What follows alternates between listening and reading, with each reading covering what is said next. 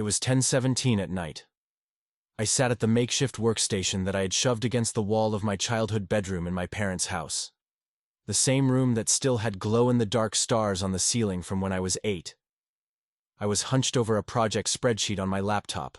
Launch day was 14 days out, and my promotion rode directly on this landing flawlessly. My phone lit up. Dad. For a split second, I assumed he wanted to ask whether I wanted leftover spaghetti. Instead, his voice came through like metal.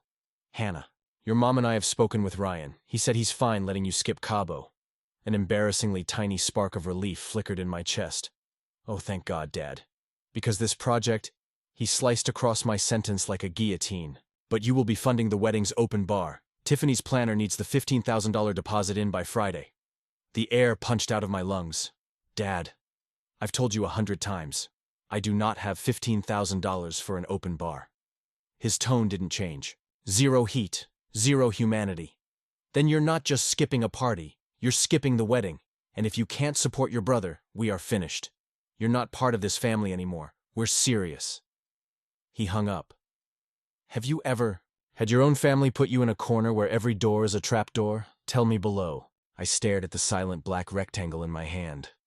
The stillness in that room was suffocating. The only sound was my laptop fan. I didn't cry. I didn't throw the phone. I didn't even get that boiling spike of rage I used to get. What rose instead was clean, surgical, brutal like a theorem reducing to zero. My father's sentence, "You're not part of this family anymore," was not a tantrum. It was a clause, and I had just been served the terms of separation. I turned to my laptop and closed the spreadsheet. This was no longer a family dispute. This was accounting. I opened a fresh browser, logged into my bank. My hands didn't shake. They moved like they already knew the steps. I clicked into automatic bill pay. There it was. A recurring auto pay to my parents' mortgage lender. I had created it 3 years back, when my father temporarily needed help. Temporary was promised to be a 6-month bridge. It had been 36 months. I selected the payment. A confirmation box popped up. Are you sure you want to cancel this recurring payment? I pictured $15,000. I pictured the overdraft of my empathy for 3 decades. I hit confirm.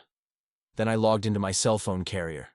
I was the primary holder of a 5-line family plan. My 2 younger sisters, Megan and Zoe. My mother, Susan. My father, Richard.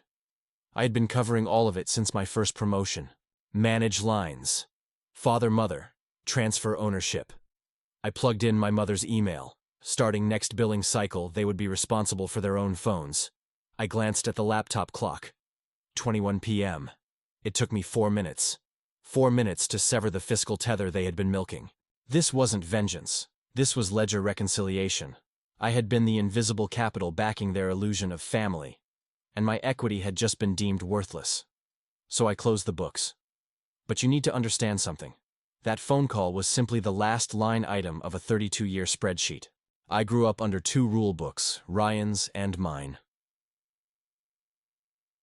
Ryan, their crowned golden child, could literally drop out of college to find himself, and they bought him a condo.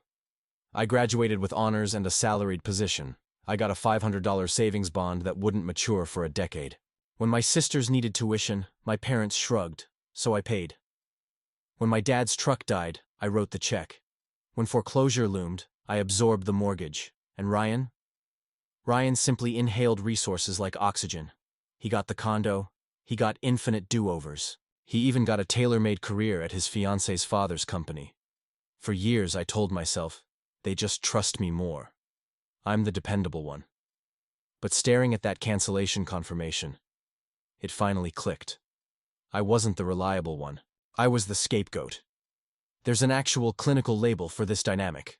Narcissistic family architecture. It's not family. It's roles.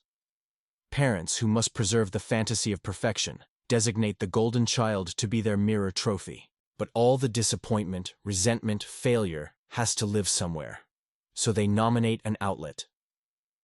Me. If I did well, it was minimized. If I stumbled, it validated their script. I wasn't a daughter. I was a tool, a bank account, and a punching bag. So when my father informed me I was exiled for refusing to cough up $15,000, He wasn't disowning me. He was terminating the employee who abruptly refused free labor. That night was not betrayal.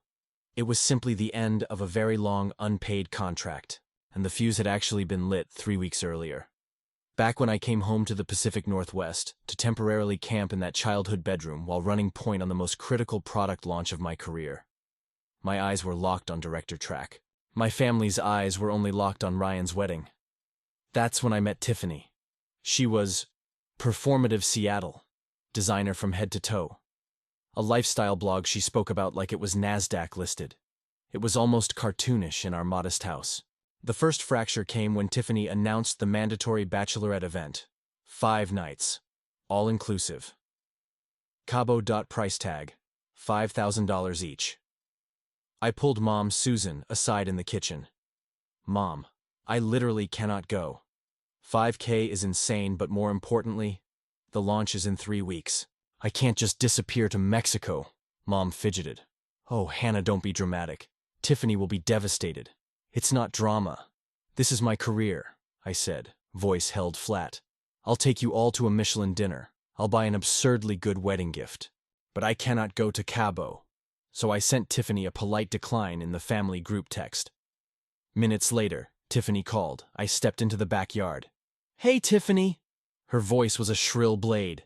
What is this text? You're not coming? Tiffany, I'm so sorry, but my project launches. Your project? You're purposely trying to sabotage my wedding. You've always been jealous of Ryan, and now you're trying to destroy my bachelorette. I literally moved the phone away from my ear. You think you're superior because of your little spreadsheets? She screeched. Then she went ice-cold fury. Fine. If you're too pathetic and too broke to show up, you can at least make it right. Ryan and I agreed. If you skip the party, you owe $15,000 for the open bar instead. I was standing right beside my bedroom window. My laptop was still on. I had just finished a 2-hour Zoom and the recording was still running. The red light was still blinking. Something in my brain flipped from shock to precision. I leaned inside, set the phone on speaker, held it near the laptop mic, and Tiffany kept going. And if you don't pay, I will make sure every single person in this family knows exactly what a jealous, selfish witch you are. I waited until she finally hung up in a rage. Then I sat down at my desk, hit stop on the recorder, and a file immediately popped up. I renamed it Tiffany Extortion Audio and saved it. I didn't know what I would use it for. I just knew that in my family, you always needed proof. After I cut the financial cords, the backlash was immediate. My phone, which had been silent, began to light up, not with calls from my parents, who were too proud for that, but with notifications. My mother, Susan, had posted on Facebook a vague, passive-aggressive status about how some children forget who raised them and how sharp the serpent's tooth is. My aunts and uncles, who hadn't spoken to me in months, were chiming in with comments like, praying for you, and you raised her right. Don't let her get away with this.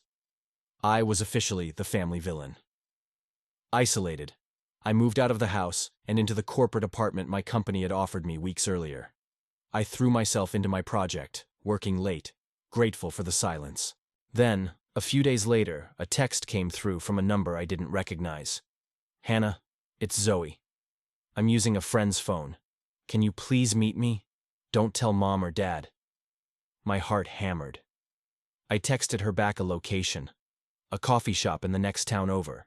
When I saw her, I almost didn't recognize her.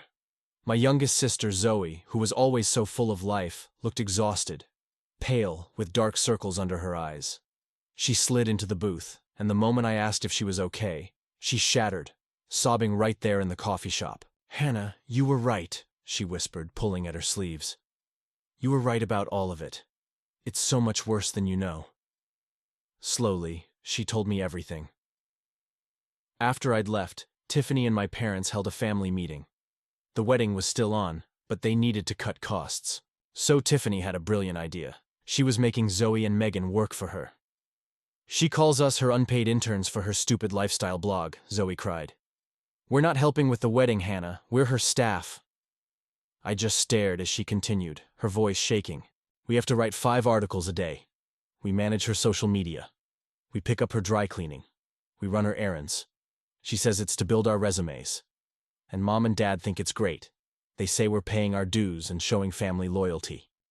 The cold, methodical anger I'd felt that night turned into something hot and toxic. This wasn't a family dispute anymore. This was exploitation, servitude disguised as helping out. "Why don't you just leave?" I asked, my voice sharper than I intended. "Zoe, why are you letting them do this?" "We can't," she whispered, glancing around like Tiffany might appear. "She told us if we complain, she'll tell Ryan you poisoned us against her. And then Ryan will leave, and it'll be our fault. Mom goes crazy every time we even look tired." That's when I understood. It's a phenomenon called learned helplessness. It happens when you've been in a bad situation for so long that you stop trying to escape.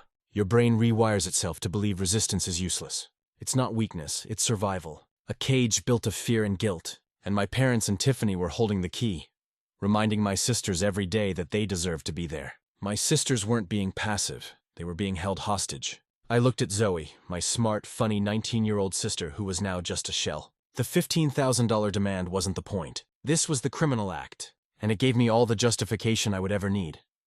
I left that coffee shop in a state of cold, white-hot rage. My sisters were 19 and 20 years old. They weren't just being guilt-tripped. They were being used. This was no longer about me or the $15,000. This was about liberating them. But I felt powerless. What could I do? Call my parents? They were the ones endorsing it. Call the police? Tiffany would just call it a family arrangement. For a week, I was stuck, working on my project with a sick, burning feeling in my stomach, waiting. Then the email arrived. It was from my boss. "For your information, final project review agenda." The meeting was set for the following Tuesday. I scanned the attendee list. My boss, the regional director, and then a name I wasn't expecting. Gregory, the CEO of the entire parent company, flying in from Seattle to sign off on my launch personally. My heart didn't just stop, it changed gears. Gregory as in Gregory, Ryan's boss, as in Tiffany's father. Suddenly the entire game board shifted. This was no longer a messy family drama. This was a high-stakes corporate liability. The CEO of a company that plastered family, values, and corporate responsibility all over its branding had a daughter and future son-in-law actively engaged in extortion and labor abuse, targeting his own employee.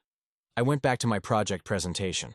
I polished every slide, checked every number, and made sure it was the most flawless piece of work I'd ever produced. Then I created one new slide at the very end, titled Appendix, Potential HR and Brand Liabilities, and embedded the audio file. The day of the meeting, the boardroom was tense.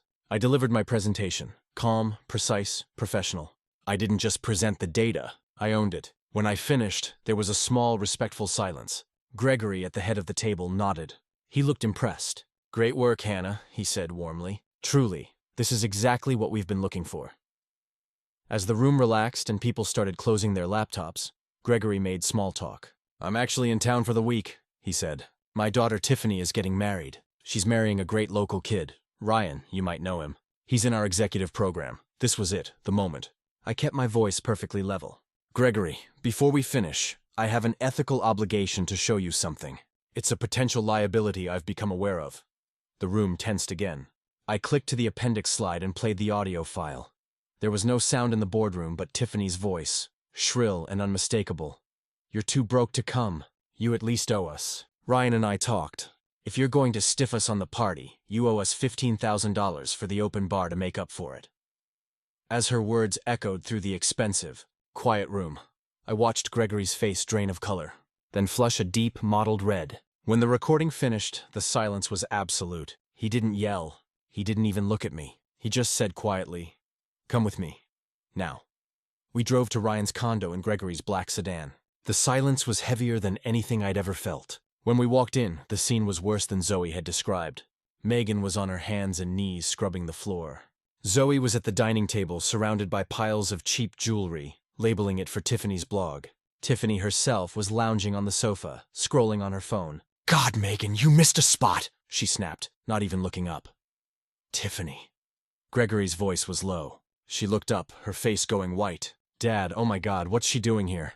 Gregory looked around the room, taking in the mess, the fear, his daughter's cruelty. "What is this?" he asked. Sensing her power slipping, Tiffany went on the attack. "She's trying to poison you!" "She's jealous of me and Ryan." Then she gestured to my sisters. "They're just helping. It's what family does." "Family," Gregory repeated, his voice dangerously soft. You're extorting $15,000 from my employee and using your future sisters-in-law as servants? They're lucky! Tiffany shrieked. They're family. They should be grateful to help. That's it, Gregory snapped, his voice like thunder. You're cut off. The wedding, the trust, the house, everything. You're done. Tiffany started to scream, a truly ugly, primal sound. But before she could, Ryan stepped forward, hands raised. Gregory, sir, please. I think this is just a misunderstanding. The girls wanted to help. It's for the wedding. Gregory turned the full, cold weight of a CEO's stare on him. A misunderstanding? I have an employee, you, who's complicit in extorting another employee, and you're using your own sisters as unpaid labor. You knew about this. Ryan's face went slick with sweat. He looked from Gregory to me to Tiffany, seeing his condo, his cushy job, his entire future vanish. And in that moment, the golden child did what he'd always been taught to do. He found someone else to blame. It wasn't me, he yelped, his voice cracking. It was their idea. Ask Richard and Susan. They're the ones who said Hannah owed us. They said we had to get the money from her. Gregory's disgust was absolute. He didn't even respond to Ryan. He looked past him, at me, and at my sisters still frozen by the door. Hannah, Megan, Zoe, he said. Let's go. That night, back in my quiet apartment, my phone rang. It was my mother. I picked up. I didn't say anything. Her voice came through like a storm. Hysterical, sobbing, screaming. How could you? You've ruined him. You've ruined your brother. He lost everything. Tiffany's gone. His job is gone. You've destroyed this family. I listened, and the strangest thing happened. I felt nothing. No guilt, no anger, no sadness. Just nothing. The sound of a broken system finally running out of parts to cannibalize. I know, I said quietly, and I hung up. Then I blocked their numbers. Richard, Susan, Ryan, one by one. There's this lie we're taught, that family is blood, and blood is a bond you can never break. That no matter how toxic, abusive, or cruel they are, you have to hold on, because they're family. But that's a lie. It's the lie abusers use to keep their victims in place. Sometimes the most profound act of love isn't holding on, it's letting go. Severing the tie isn't hatred, it's self-respect. It's not a rejection of family, it's a rejection of the dynamic that was killing you. It's not failure, it's graduation. 6 months went by. My project was a massive success. I got the promotion. I was a director now, with my own team, my own apartment, and a life far from that fading coastal town. Then, one rainy Tuesday night, there was a knock on my door. I opened it, and standing in the hallway, soaked from the rain, were Megan and Zoe. Each held a single overstuffed suitcase. They looked terrified, and they looked free. Hey, Hannah, Zoe whispered, her voice trembling. We finally left. Can we stay just for a little while? I didn't answer. I just smiled and held the door open wide. The final scene of my old life wasn't about revenge. It wasn't about winning or losing. It was this, the three of us sitting around my small dinner table, eating pizza out of a box, laughing, finally, and for the first time, a real family.